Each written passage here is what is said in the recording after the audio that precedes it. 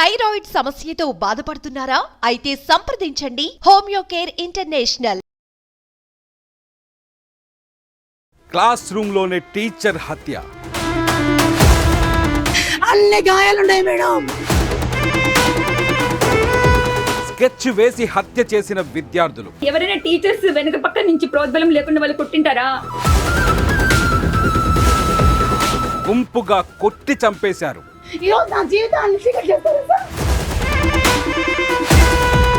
పిల్లల వీళ్ళు హంతకుల. పూర్తి టీచర్లు తర్వాత ఆ పిల్లలు వాళ్ళే పూర్తి బాధ్యత. మీ పిల్లలు ఇలానే ఉన్నారా? Welcome to Suman TV. నేను మీ సుమన్ టీవీ నాగ్. రాయచోట్లో జరిగినటువంటి ఒక ఇన్సిడెంట్, స్కూల్ పిల్లల్ని టీచర్ని చంపేశారు అనేటువంటి ప్రధాన ఆరోపణతోటి ఒక న్యూస్ అయితే రావడం జరిగింది. ఈరోజు మనతో పాటు హైకోర్టు అడ్వకేట్ రవీంద్రనాథ్ గారు ఉన్నారు. ఈ ఇన్సిడెంట్కి సంబంధించినటువంటి వాటిలో నిజాలు ఏంటి, ఏం జరిగింది అనేది కూడా, ఇందులో మీకు తెలిసిన వాస్తవ కోణాలు ఏంటి? ఇది రాయచోటి, ఆంధ్రప్రదేశ్ రాయచోటి దగ్గర ఒక ఉర్దూ పాఠశాలలో జరిగినటువంటి ఒక సంఘటన.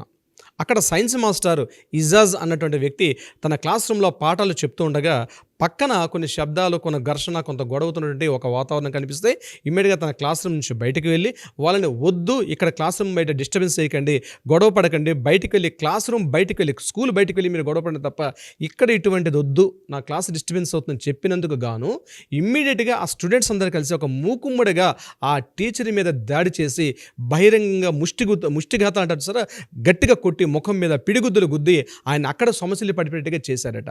చేసిన తర్వాత ఇమ్మీడియట్గా అక్కడ నుంచి క్లాస్ రూమ్ దగ్గర స్టాఫ్ రూమ్ తీసుకెళ్ళడం, స్టాఫ్ రూమ్లో ఆయన కాస్త రిలీఫ్నెస్ ఇచ్చినప్పుడు కూడా ఆయనకి ఇమ్మీడియట్గా హార్ట్ స్ట్రోక్ పెయిన్ రావడం వల్ల ఆయన అక్కడే సమస్యలు పడిపోతే అక్కడి నుంచి హాస్పిటల్ తీసుకెళ్లారు. హాస్పిటల్ తీసుకెళ్ళినటువంటి మార్గ మధ్యంలో ఆయన చనిపోయినట్టుగా మనకి చెప్తుంది. పోస్ట్ మార్టం రిపోర్ట్లో మనకు కన్ఫర్మేషన్ వస్తుంది. అయితే అక్కడికి వెళ్ళినప్పటికీ ఎవరైతే డాక్టర్ గారు, చిన్న క్లినిక్, ఆ క్లినిక్ డాక్టర్ గారు కూడా సరైన విధంగా ట్రీట్మెంట్ ఇవ్వకపోవడం వల్లే జరిగిందని ఎవరైతే చనిపోయిన ఈ యొక్క టీచర్ యొక్క భార్య మనకి చెప్పడం జరుగుతుంది. ఆమె యొక్క మాటల్లో మనకు అర్థమవుతుంది. తర్వాత జరిగిన సంఘటన అంటే ఈ స్టూడెంట్స్ అందరూ కూడా అక్కడి నుంచి పారిపోయారు ఆ ప్రదేశం నుంచి కూడా. వీళ్ళందరూ కూడా జస్ట్ 14 years స్టూడెంట్స్. నాగరాజు గారు 9th క్లాస్ అవుతున్నటువంటి స్టూడెంట్స్ వీళ్ళు. 14 ఏళ్ళు అంటే ఇంకా నెక్స్ట్ ఇంకొక 1 yearలో 10th క్లాస్ అవుతారు. వాళ్ళ లైఫ్లోకి వెళ్ళాల్సిన, సెటిల్మెంట్ అవ్వాల్సిన ఏజ్.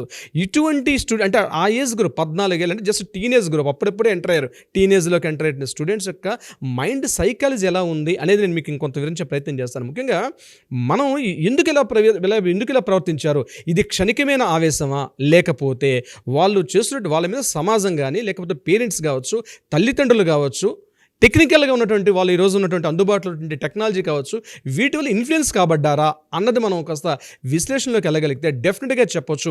టీనేజ్ పిల్లల్లో ఈరోజు టెక్నాలజీ ఎంతగా అభివృద్ధి చెందిందంటే వాళ్ళకి చిన్నప్పటి నుంచి కూడా పాలు తాగే పిల్లల నోట్ల నుంచి మొదలైతే వాళ్ళకి మనకు కనిపించేది ఏమిటంటే ముఖ్యంగా వీడియో గేమ్స్లో పక్క వాడిని షూట్ చేయడం, ఎలా కొట్టాలి, ఎలా నరకాలి, ఎలా దుమకాలి, ఇటువంటివి తప్పించి వాళ్ళలో పెరుగుతున్న అప్పుడప్పుడే పసిమొగ్గలుగా ఉన్నటువంటి పిల్లల్లో ఒక సరైన దారిలో పెట్టినటువంటి టెక్నాలజీ లేదు.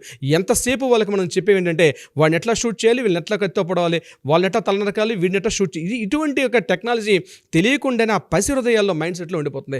మైండ్ యొక్క సైన్స్ నేను మీకు చెప్తాను నాగరాజు గారు. ఫస్ట్ ఏంటంటే ఈ మనసు అనేది కోతులాంటిది. ఇది ఎలా ఉంటుందంటే దానికి మనం ఎలా ట్రైన్ చేస్తే అది అట్లానే వెళ్తుంది. ఎంతసేపు మనం నెగిటివ్ వైపు ట్రైన్ చేస్తే నెగిటివ్ వైపు వెళ్తుంది, మనం మంచి వైపు ట్రైన్ చేస్తే మంచి వైపు వెళ్తుంది.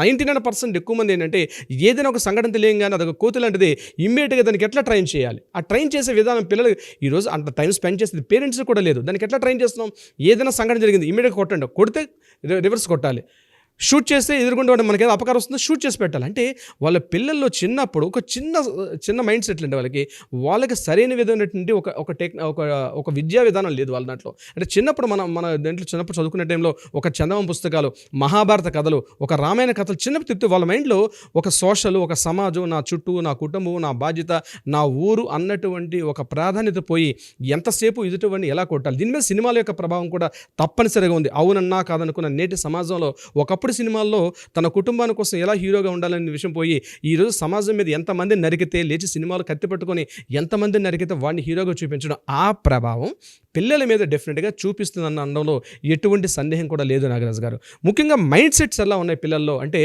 ఎదుటివాడిని కొట్టాలి, అది టీచరా అంటే ఆచార్య దేవోభవ అన్నటువంటి నానుడు ఎప్పుడో పోయిందండి. మాతృదేవోభవ, పితృదేవోభవ, ఆచార్య దేవోభవ. ఆచార్యుడు సాక్షాత్ గురువు సాక్షాత్ మనకి నేర్పించే ఒక దేవుడు. ఏ మతమైనా కానీ అందరి మతాలకి నేను అవునవును.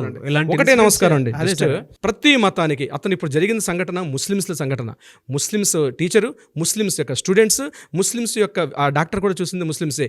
నేను చేతులెత్తి ప్రతి మతానికి చెప్తున్నానండి, ఇది మత విశ్వాసాలకు కాదండి. ఏ మతమైనా సౌభ్రాతృత్వాన్ని మాత్రమే నేర్పిస్తుంది తప్పించి ఒకరినొకరిని కొట్టుకోమని ఈ యొక్క మత విద్వాసం.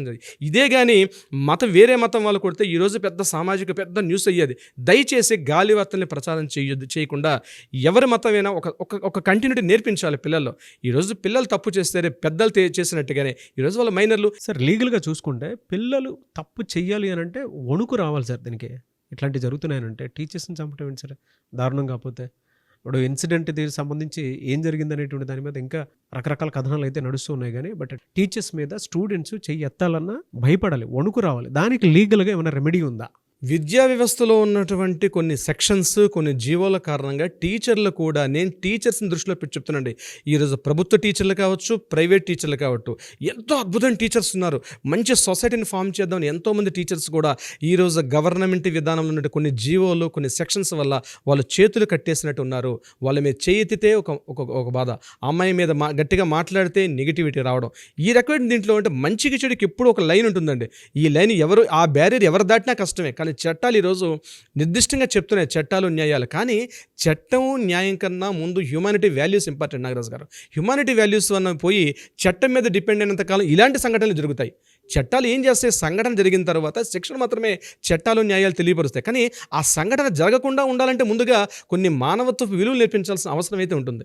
ఈరోజు చట్టాలను వీళ్ళు మైనర్స్ వీళ్ళని తీసుకుపోయి ఎక్కడో ఒక జువెనల్ కోర్టులో వీళ్ళు పట్టుకుంటారు పోలీసులు, ఒక జువెనల్ కోర్టులో పెడతారు వీళ్ళని. ఎందుకంటే జరిగిపోయిన మర్డర్ జరిగిపోయినంత మాత్రాన ఇది కన్నుకు కన్ను చేయికి చేయనటువంటి సిద్ధాంతం కాదు మన యొక్క చట్టసభలు, మన రాజ్యాంగ చట్టాలు, మన రాజ్యాంగ సవరణలన్నీ కూడా. జువెనల్ కోర్టులో తీర్పు కన్ఫర్మ్ అయితే ఎన్ని ఇయర్స్ ఉంటుంది సార్ వీళ్ళకి? మినిమం 14 years శిక్ష అయితే 14 ఏళ్ళ శిక్ష ఉంటుంది. ఈ 14 ఏళ్ళ శిక్షలో కూడా జువెనల్ కోర్టులో వాళ్ళకి ఎంతసేపు సంస్కరించే విధంగా ఉంటాయి. మన యొక్క ప్రధాన ఉద్దేశం ఏంటంటే ఏ యొక్క నేరస్తుడు, అది మైనర్స్ అయినా మేజర్స్ అయినా, కోర్టుల యొక్క ఉద్దేశం ఏంటంటే జరిగిన శిక్షకి ఎదురుగుండా వాడికి మళ్ళీ చంపడం అనేది ఎక్కడో తీవ్రమైనటువంటి విషయాలు తప్పించి ఒక మరణ శిక్ష అనేది. ఏ సెక్షన్స్ అప్లై అవుతాయి సార్ బిఎన్ఎస్ యాక్ట్ ప్రకారం?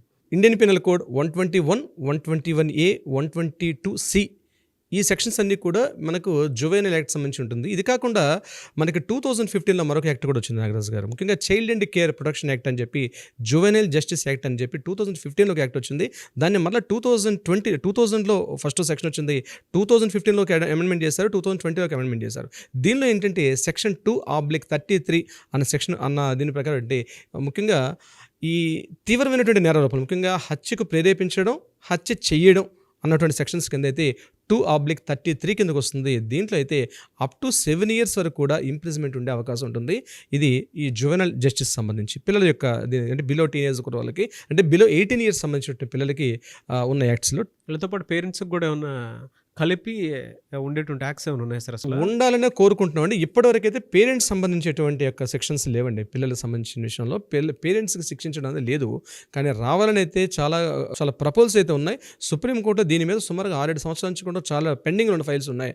ఇప్పటివరకు అయితే అమెండ్మెంట్స్ అయితే మనకి రాలేదు. పేరెంట్స్ కూడా విధి విధానాలుగా ఖచ్చితంగా శిక్షించాలి అని చెప్పే విషయం మీద కూడా చూద్దామండి. అంటే ఎటువంటి ఇన్సిడెంట్ జరిగినప్పుడు కొంత కఠినత్వంగా ఉంటేనే చాలా మంచిదని నా ఒపీనియన్. పిల్లలు టీచర్స్ మీదకి చెయ్యి ఎత్తటాలు, వాళ్ళకి నచ్చింది చేయటాలు అది కరెక్ట్ కాదు.